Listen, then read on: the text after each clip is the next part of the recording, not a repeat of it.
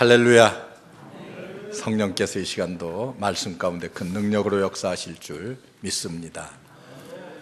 오늘 2013년 마지막 주일입니다. 이제 다음 주일은 새해 첫 주가 되는데 어떤 말씀을 전할까 생각하다가 구약 성경에서 신앙의 참된 본보기가 되어서 인류가 멸망을 당할 때에 구원을 얻은 노아의 가정을 모범적인 샘플과 같은 가정으로 제가 선택을 해서 오늘 말씀을 증거하려고 합니다.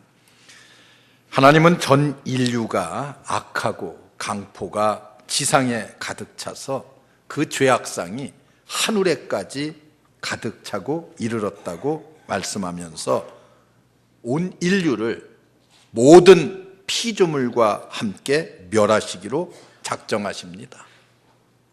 그럼에도 불구하고 하나님은 그 중에서 가능한 한 한 사람만이라도 더 구원하시려고 하는 계획을 세우십니다. 이때 하나님의 마음에 쏙 들어온 사람, 하나님의 눈에 뜨인 사람이 있는데 이 사람이 바로 노아입니다. 노아는 오늘 말씀을 보시면은 하나님께 은혜를 입은 사람이라. 이 말의 의미는 무엇입니까? 세속에 물들지 않고 처자들과 함께 신앙을 지켜나가기 위해서 최선을 다했던 믿음의 가정이었음을 우리에게 대변해주고 있습니다. 오늘은 이 신앙의 가정, 하나님이 기뻐하시고 인정한 이 신앙의 가정을 통해서 함께 은혜를 나누려고 합니다. 먼저 우리가 오늘 말씀을 통해서 꼭 생각해야 될 것이 있습니다. 하나님은 언제나 한 사람을 소중히 여기신다고 하는 이 사실을 우리가 잊어서는 안 됩니다. 오늘 말씀 보면은 노아는 의인이요 당세의 완전한 자라. 그가 하나님과 동행하였으며 이렇게 말씀합니다. 하나님의 절대적인 인정을 받는 분으로서 인간의 마지막 한 가닥의 소망이었고 어떻게 보면은 빛과 같은 사람이었습니다. 만일 노아와 같은 분이 없었다고 하면은 인류는 어떻게 되었을까? 아마 영원히 끝장을 보고 말았을 거예요. 절단될 수밖에 없는 이런 인류의 역사를 이 한 사람으로 인해서 다시금 명맥을 잇게 하고 새롭게 했다는 것을 생각하면은 노아라고 하는 사람의 신앙이 얼마나 위대한가를 다시 한번 우리로 하여금 절감케 합니다. 성경을 보면은 창세기 18장에 소돔과 고모라 성이 멸망할 때에 아브라함이 하나님께 간절히 기도합니다. 여기에 있는 의인들을 인하여서 이 성을 좀 멸망시키지 않으면 안 되겠습니까? 하나님께 이런 간구를 해요. 그래서 마지막에 가서는 의인 10사람만 있다고 하면은 이 성을 멸하지 아니하겠나이까. 그럼에도 의인 10명이 없어서 소돔과 고모라 성은 불로 심판을 받았습니다. 또 하나님께서 인정하는 사람 한 사람이 없어서 예루살렘 성을 멸하신 그 사실들을 우리가 생각한다고 하면은 한 사람의 중요성이 얼마나 우리에게 필요한 것인가 하는 것을 잘 가르쳐주는 중요한 말씀입니다.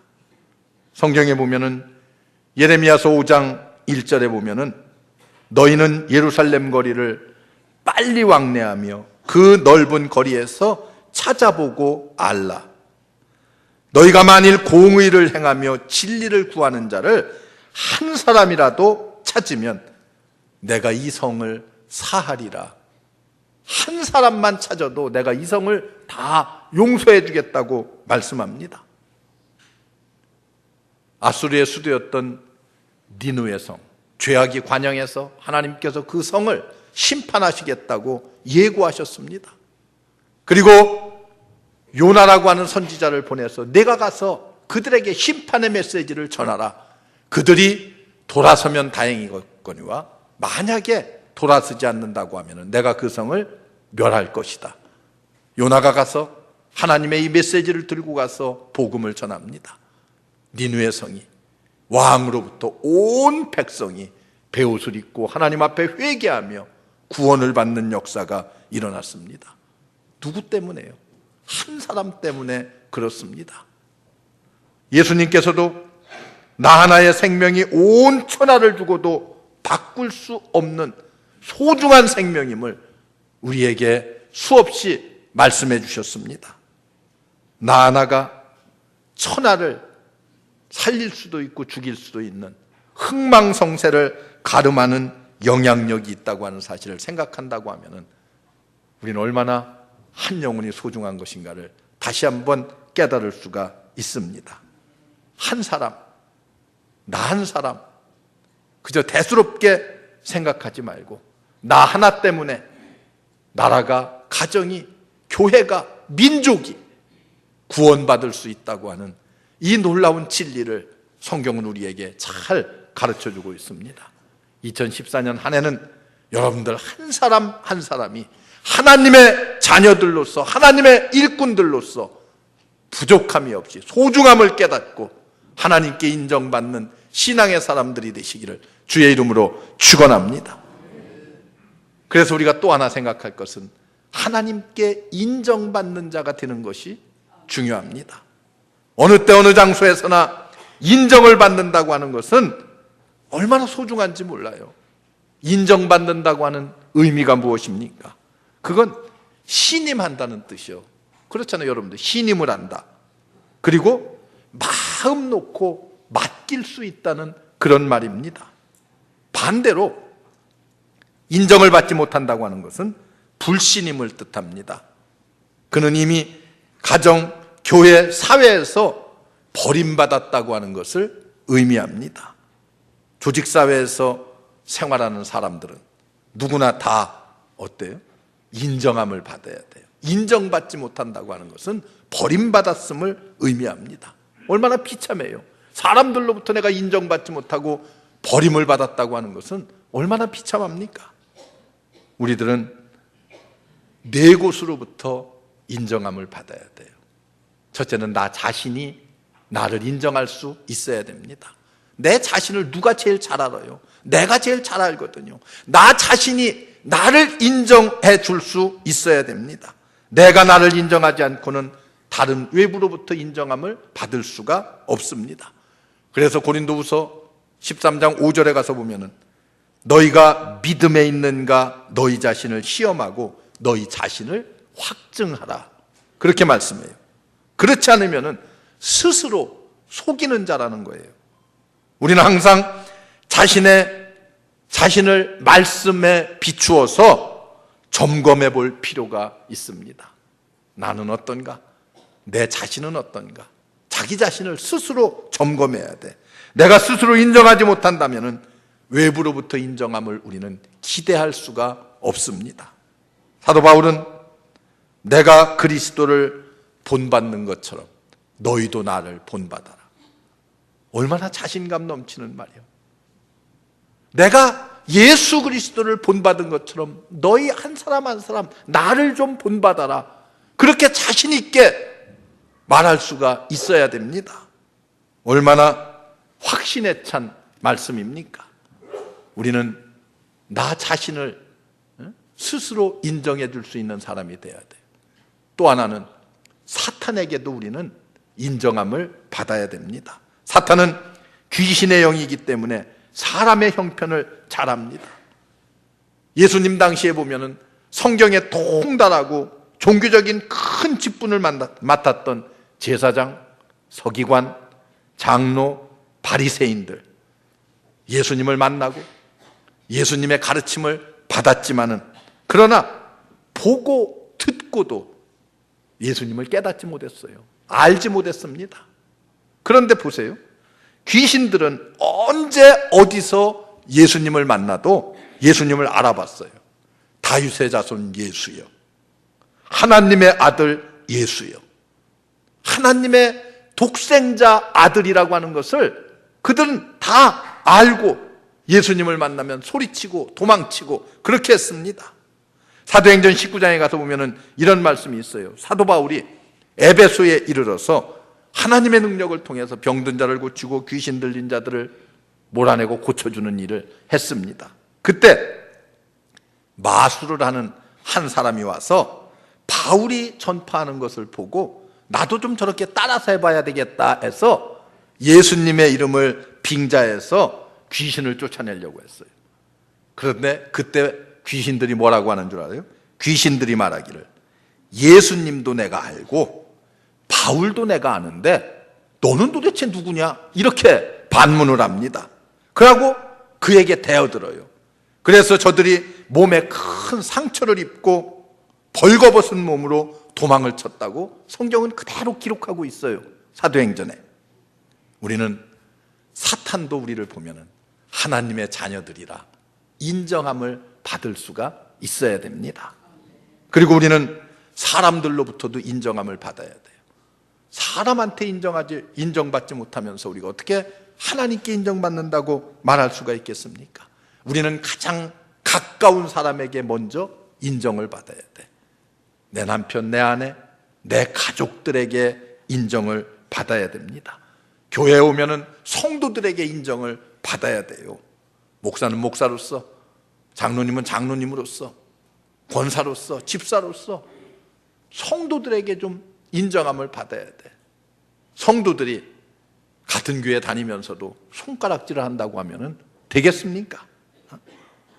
정말 성도로 하나님의 자녀들로 많은 사람들로부터 가까이 있는 사람들로부터 인정함을 받을 수 있는 여러분들 되시기를 주의 이름으로 축원합니다. 더 나아가서 또 하나 하나님께로부터 인정을 받아야 됩니다. 우리 예수님도 하나님께서 이렇게 말씀해요. 이는 내 사랑하는 아들이요 기뻐하는 자라. 그렇게 인정해 주셨습니다. 모든 신앙의 선진들, 선지자들이 신앙이 위대한 사람들은 다 하나님께로부터 인정받는 사람이었어요. 사도행전 13장에 가서 보면은 내가 이새의 아들 다윗을 만나니 내 마음에 합한 사람이라. 열왕기상 3장에 가서 보면은 하나님께서 솔로몬을 인정해 주십니다. 내 마음에 합한 사람이라는 거예요. 하나님의 자녀라고 하는 확증을 우리가 얻고 하나님께 인정함을 받고 그렇게 하면은 하나님께서 우리에게 각양각색의 은사와 권능과 축복을 보장해 주십니다. 하나님께로부터 우리는 이런 능력, 은사 그런 것들을 받아야 돼. 어떤 사람에게 하나님께서 그런 것을 허락해 주십니까? 하나님께 인정받을 수 있는 사람. 성경을 보세요. 노아도 하나님께 인정을 받았기 때문에 하나님께서 그에게 뭘 위임하십니까? 방주를 지으라고 그 사역을 맡기십니다. 노아는 성경에 보면은 당대의 완전한 사람이라. 완전이라는 말을 쓰기가 그렇게 쉬운 말이 아니잖아요. 완전한 사람이라. 하나님이 그렇게 인정했어요. 노아는 의인이었다고 성경은 말하고 있습니다. 그는 하나님과 동행했다고 말했어요. 하나님과 동행한 사람 누가 있습니까? 에녹과 같은 사람, 죽음을 보지 않고 하나님께로 갔다고 성경은 그렇게 기록하고 있습니다.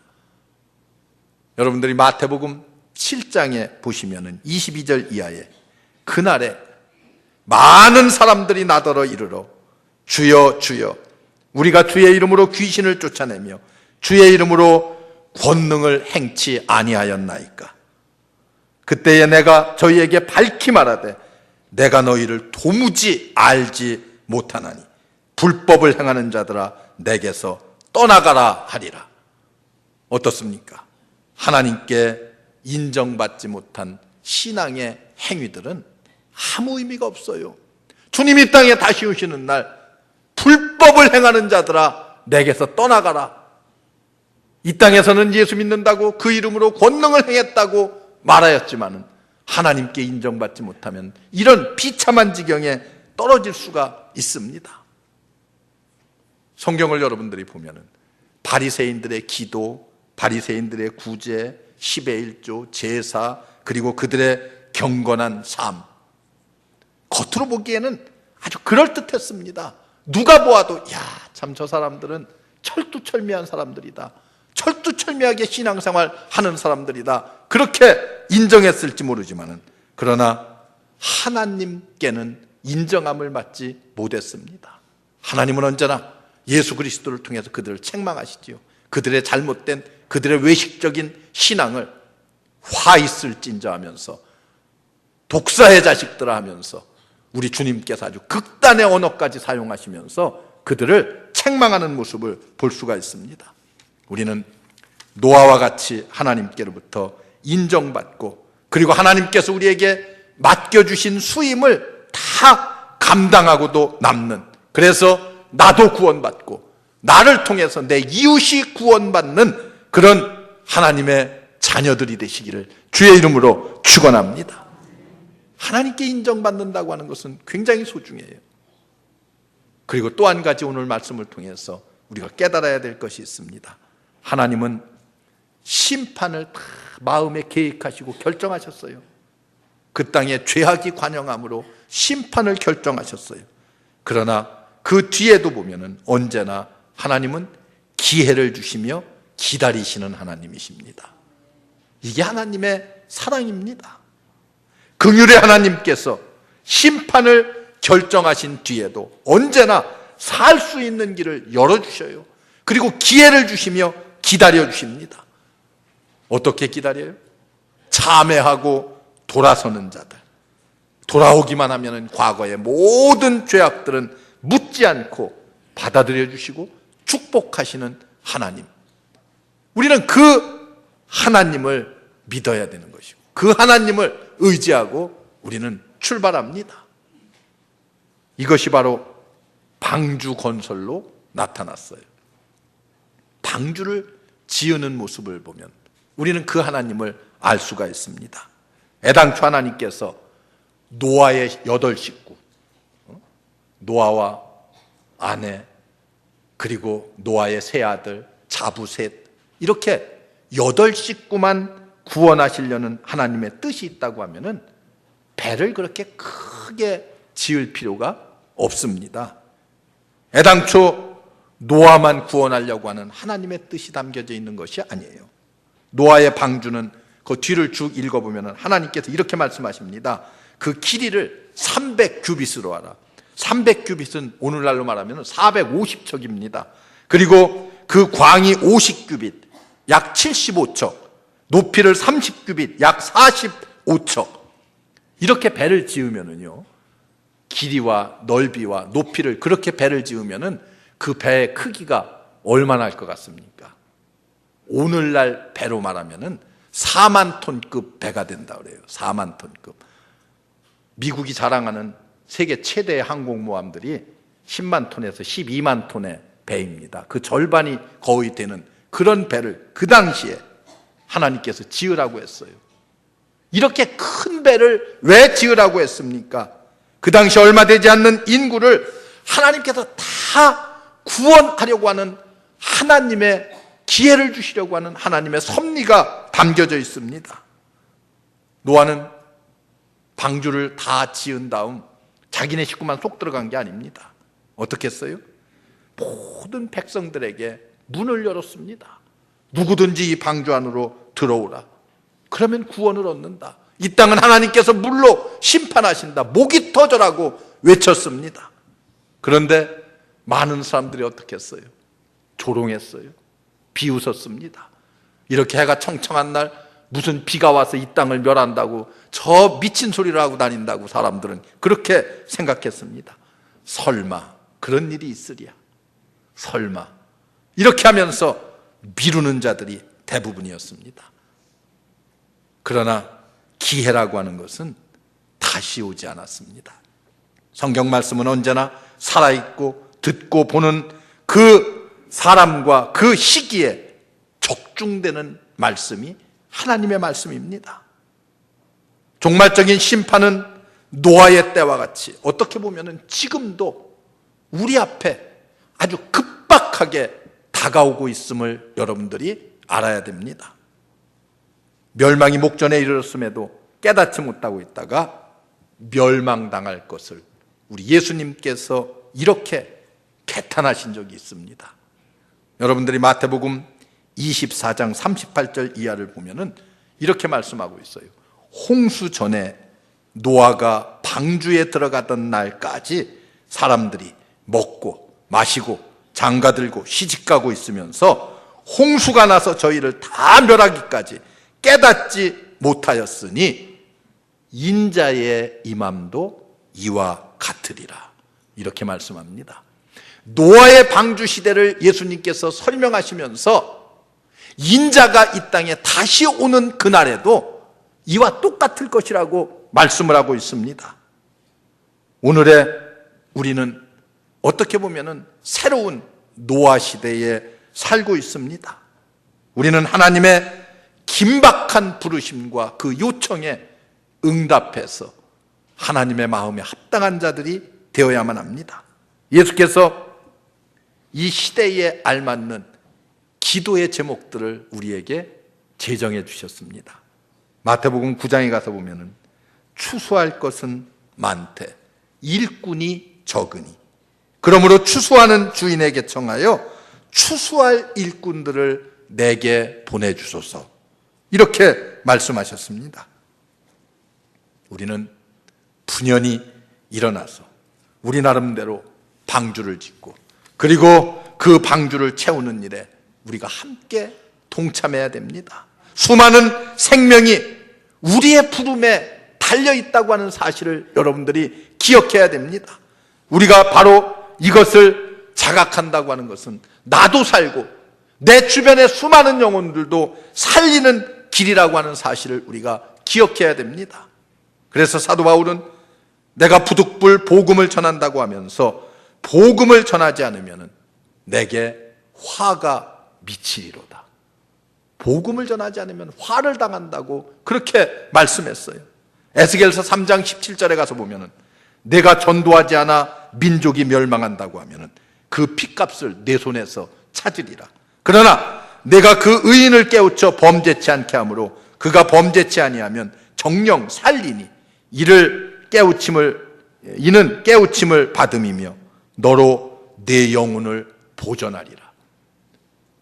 전도를 해서 내 주변의 사람들이 깨닫고 의를 행하고 돌아오면은 내 영혼을 보존하려니와 내가 전도하지 않아서 민족이 멸망한다고 하면은 그 핏값을 내게서 찾으리라. 얼마나 아주 엄중한 하나님의 경고의 메시지인지 모릅니다. 두려운 말씀 아니겠어요?